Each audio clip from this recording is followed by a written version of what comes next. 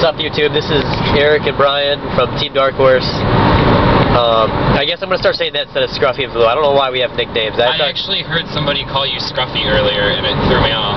Really? Yeah. Yeah, I don't know, I just think that's kind of weird now.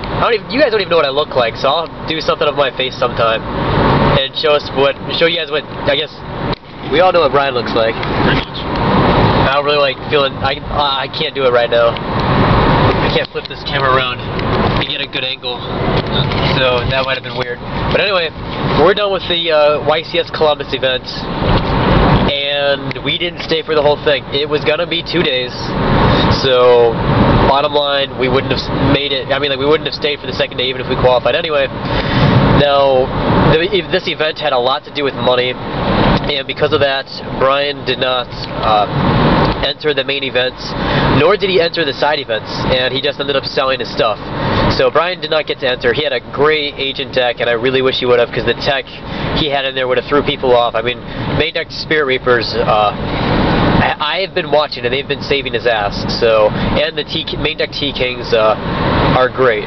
So, I mean, his deck would have done great. I mean, it didn't need tour guides. It helps, but it didn't need it. So I wish he would have played. I played.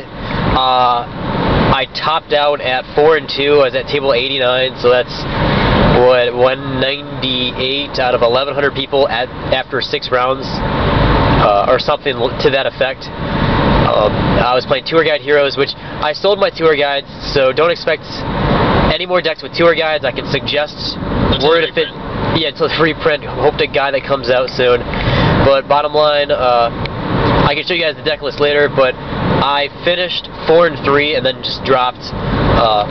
First round, I played. Well, I guess I'll explain how I did personally in the deck profile.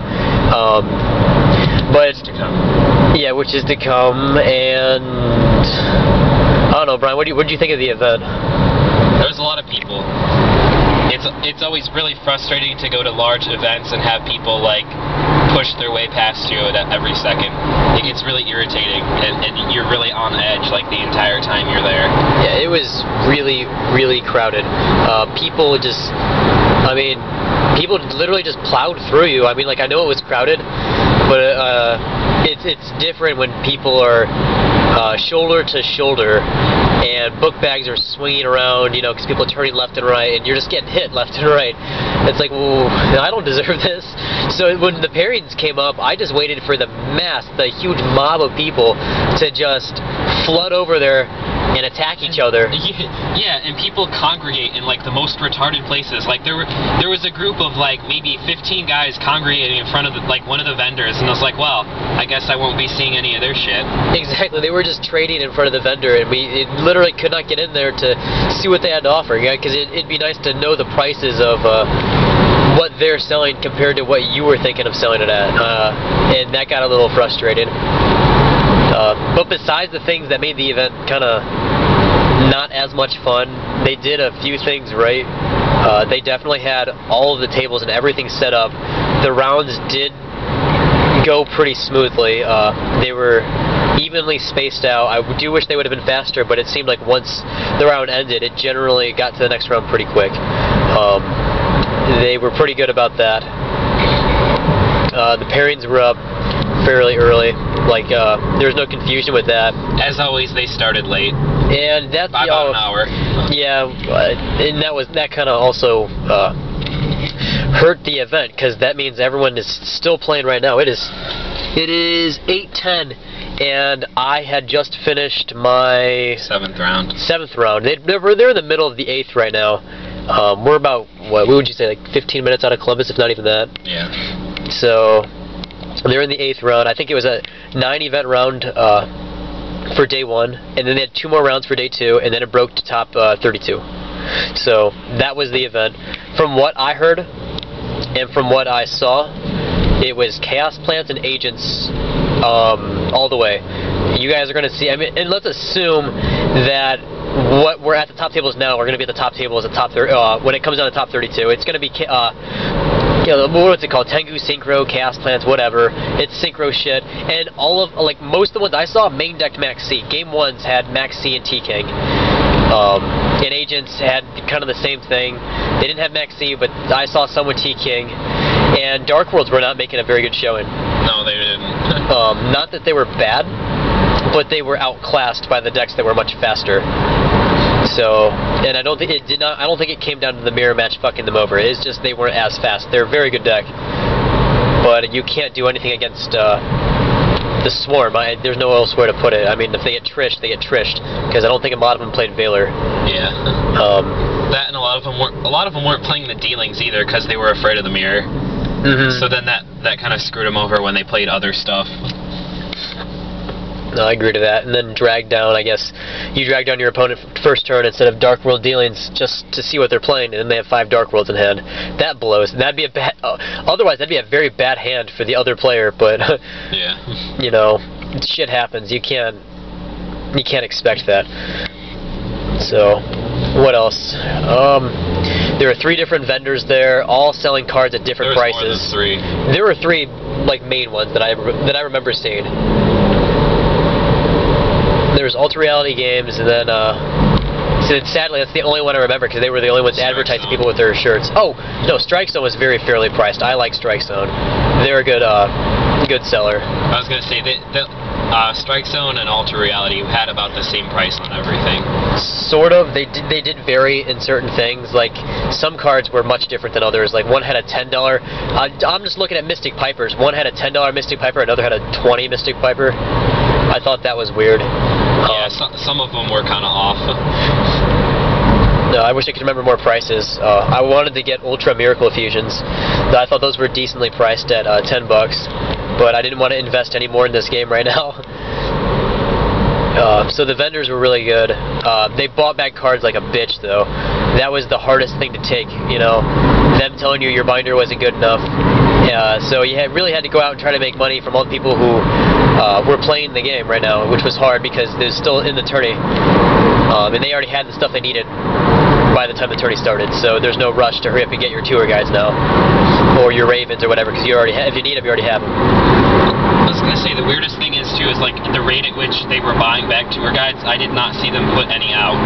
No, I completely agree. They were hoarding them. Yeah, they were hoarding them like bastards. Yeah. So, yeah, now when the price jumps $20, they can say that they will have made that much more profit.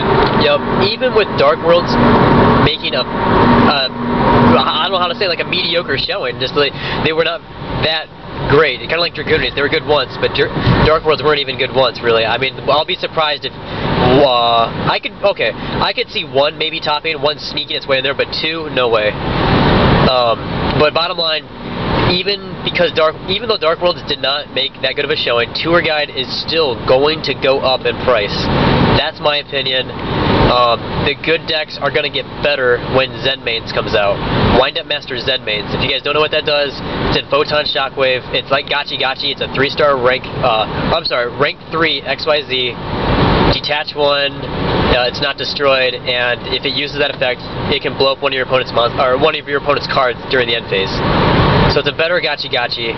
It's a fire type, which is, you know, it doesn't really matter, but bottom line, you can do Tour Guide into that instead of Tour Guide into first turn Leviathan, which is not very safe. No. I would much rather do Zen Mains. So basically, that card's gonna be broken, and when you have Tour Guide with Rescue Rabbit anyway, it's ridiculous. Rescue Rabbit's gonna be is already pre-selling for over 100, from what I was told. When Rabbit shit comes out, you start maining Spirit Reaper. Just saying.